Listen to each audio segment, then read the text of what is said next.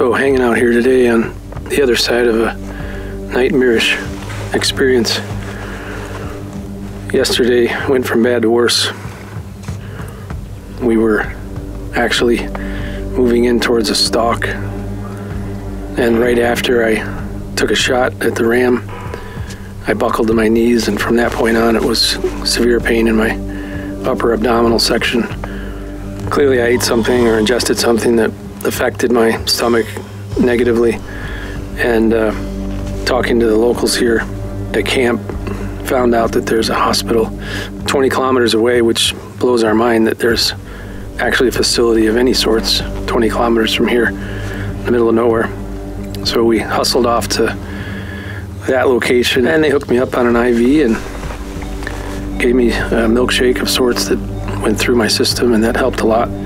Seemed to have settled whatever it was that was causing severe pain, and at least got me to a point where I get back on my feet. So I'm still not 100%, but I feel like at least the worst is behind me, and we're going to keep monitoring it. But the other thing that we continued to think over last night was whether or not to hit the button for global rescue, which we were really close to making that call. But we still have that option if we needed to play that card. So hopefully I'll get out from underneath this and get on the other side of it, and we'll get back out there and get after the rams, hopefully getting close on one.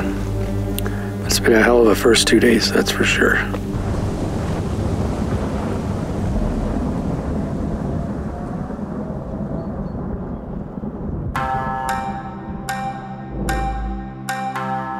The plan for today is to stay in camp, allowing my body time to rest and recover from this nightmare. And if there's one thing I'm thankful for besides my life right now, it's the accommodations. The Mongolian Gur provides a level of comfort unrivaled by the typical mountain hunter's ultralight backpack tent. For over 3,000 years, the Gur has been a staple of nomadic life throughout the Eurasian steppes. With a single door that always faces south and no windows, the Gur is essentially a big tent made of a collapsible wooden frame covered in wool felt insulation and a waterproof canvas cover. The result is a durable home capable of withstanding the brutal winters and hot summers while also being easily set up and torn down for travel. For now, this Gur is my refuge while I heal. Thankful as I am, I don't want to be cooped up here for long. Tomorrow is a new day, and I can't wait to get back after it on the mountain.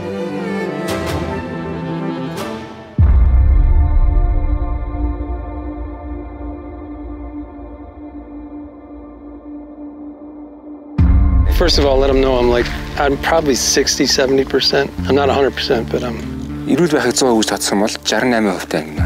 Yeah. So if we have an opportunity, we'll go after it. Okay. Yeah. All right, let's do it. All right, Mr. White. Let's go, Mr. White. Through my ordeal of getting sick, Ziggy and his team have been able to keep a location on Mr. White, a ram he believes to be one of the oldest and biggest in this area.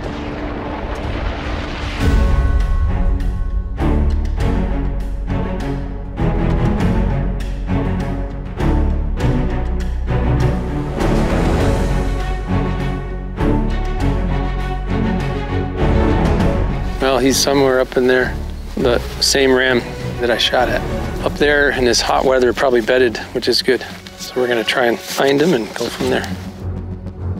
Mr. White is in the side where we can't see from here. Oh, okay, on the other side. On the other side, and he's now laying down in the shade of the rock. So if we go over the mountain and try to approach him from the north, we might approach him as close as 60 meters. Sure. We need to get eyes on him to make that decision.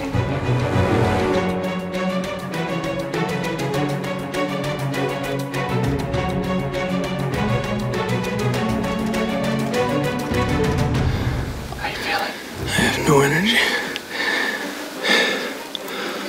I have everything to eat in 30 hours. This is making it tougher, but I can do it somehow. I just want to test drawing back really quick. Oh, it's definitely harder. Definitely harder, but I can do it. I have to. I dig deep, setting aside the thoughts of defeat and surrender. Mount Everest is climbed one step at a time. Right now, this is my Everest. So I put one foot in front of the other and keep climbing.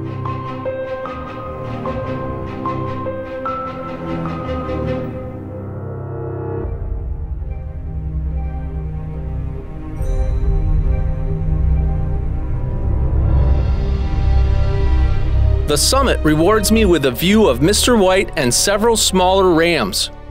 They're a lot further down than we thought.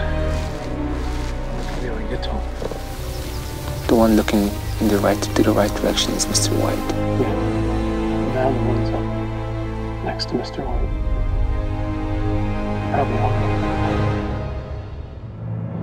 Anticipating Mr. White will move through a saddle on the ridge just below us, I take off on my own to get in place while my cameraman, Mike, hangs back at a good vantage point. I take cover behind some rocks just off camera, completely undetected as two rams pass by perfectly broadside at 40 yards.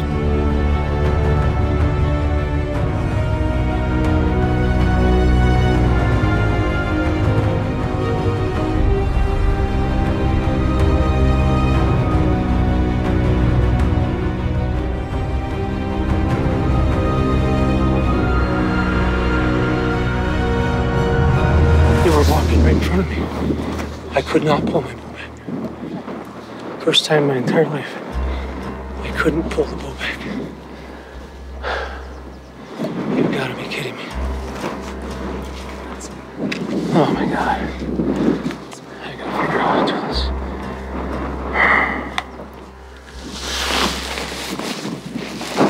I can't do it. Something's going on with my shoulder. I have a muscle spasm in my shoulder. Tell him we have to back out. I can't pull it back. There's a problem with my shoulder because I have no energy. I can't do it. Oh, you gotta be kidding me. I have no energy in me because I was sick and I haven't replenished. My muscles are shot. First time ever. Unbelievable.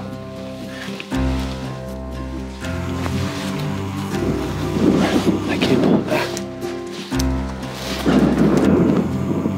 Oh, man.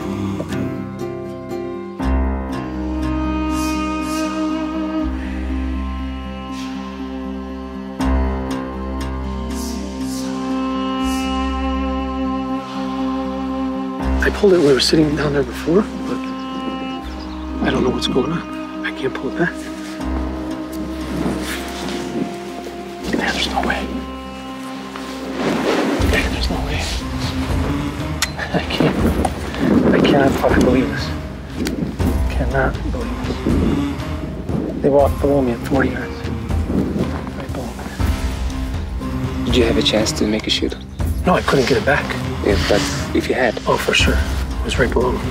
Both of them, just walking. I saw them before they saw me. They came out. Yeah. But this is really concerning because I need to figure out how to pull the bow back. Otherwise, I'm going to need some help with somebody pulling on my arm. You're going to have it right there, right at my elbow point.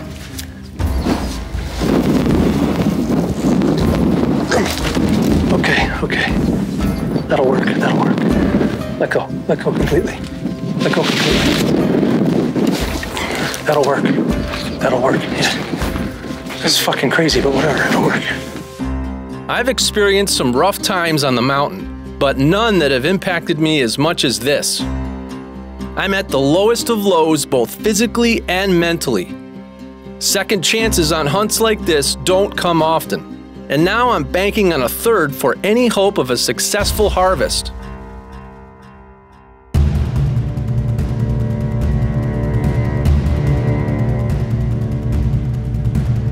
Argali are nomadic creatures, coming and going as they please in this endless landscape. Their long legs and physical endurance allow them to cover long distances with ease. From day one, the strategy has been don't push too hard or hunt too aggressively for fear that we would chase the rams into another area where I'm not permitted to hunt. For the next 2 days, we search without sighting one single Argali. I don't know if we ran them off or if they simply got lost in the terrain, but my hopes are growing dim.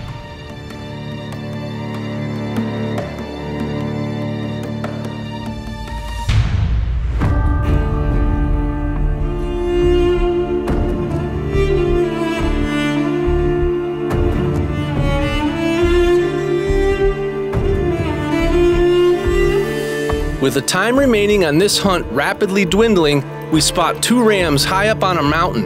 And so it's just the 2 of them? We can't find Mr. White? Yeah, 2. Whitey's drifted off? Drifted off, yeah. Okay. That's fine. These appear to be 2 rams we haven't seen before. Tucked into the crevice of a large rock outcropping, they're in a perfect spot for a stalk. I ease my way down the mountain, carefully sneaking into 85 yards. All right, so this is good. We have a visual on the place on the big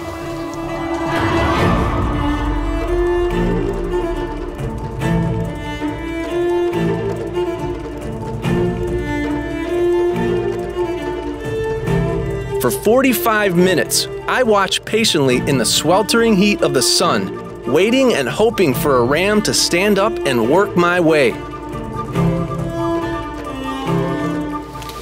get ready, because the big boy's going to come out of his cage.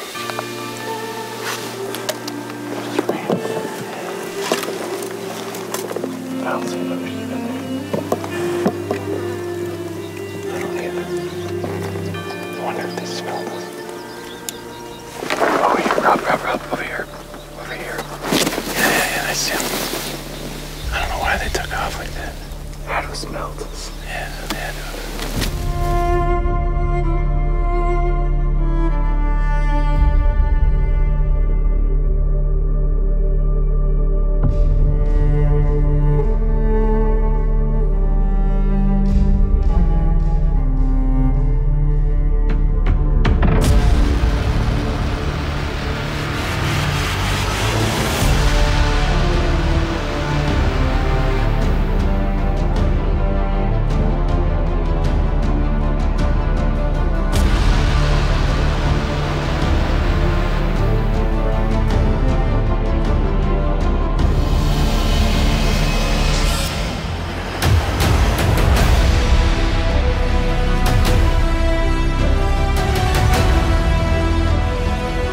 After spending most of the day behind the glass, we catch a glimpse of a lone ram bedded in an approachable position.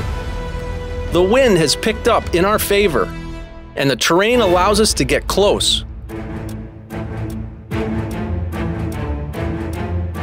22 yards. Wow, okay. From the rock. But we can't see his body. You can see just only his horns. Oh, so we have to wait till he stands up. This is exactly the kind of situation that spot and stalk archery hunters dream of. We're close, almost too close, and completely undetected.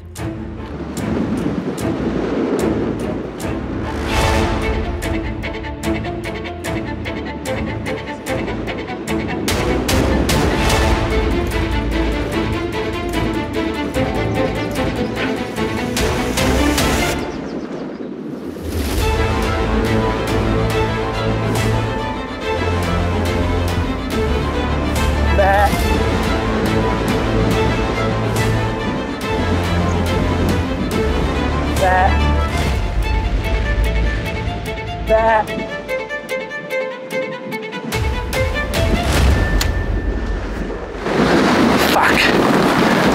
Fucking wind. God damn it. Is there a hit? Huh? Is there a hit? I don't think so. The wind was so bad.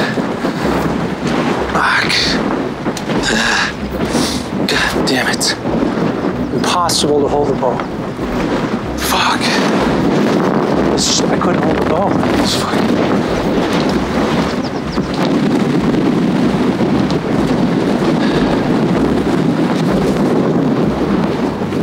Christ almighty. Look at this wind. It's got to be 30 miles an hour. At least.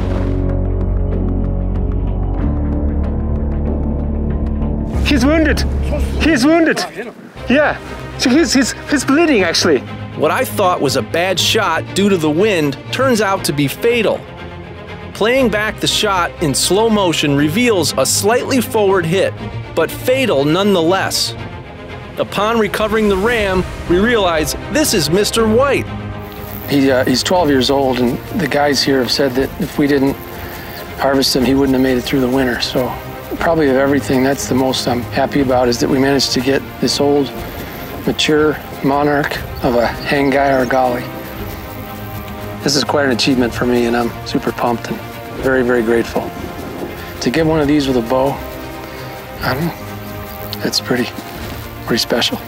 So thank you, and just can't wait to get home and see my family. I'm ecstatic right now. What a reward to harvest the ram we've been after for 8 days. Ziggy and his family will put every scrap of Mr. White to use, including the bones, organs, and blood.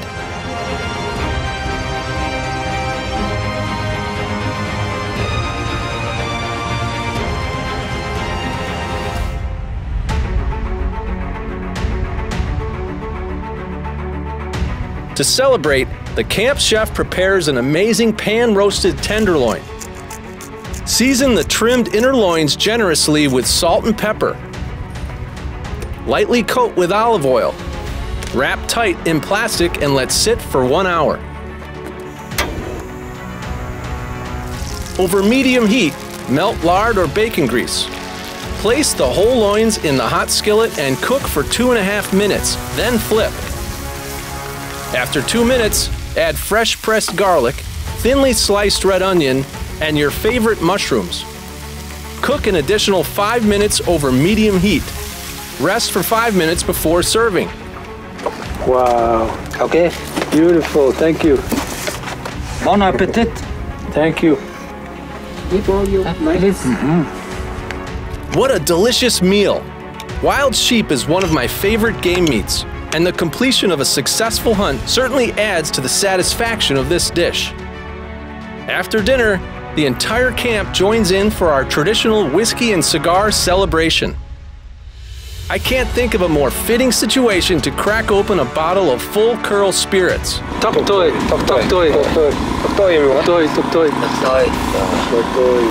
For many like myself, trophy hunting is never just about the trophy. It's an experience that transcends every stereotype. It's about the adventure of the hunt, getting to know authentic people in their home environment, and knowing that this hunt reinforces an inherent value on our golly like nothing else can. To be lucky enough to harvest an old, mature ram like Mr. White is just icing on the cake.